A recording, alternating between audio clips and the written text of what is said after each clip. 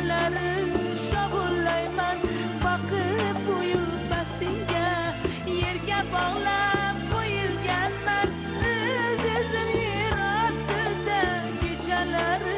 shovullayman boqib uyub bastingga hamma yashash kerak ekan ochilmoq kerak ekan gulimi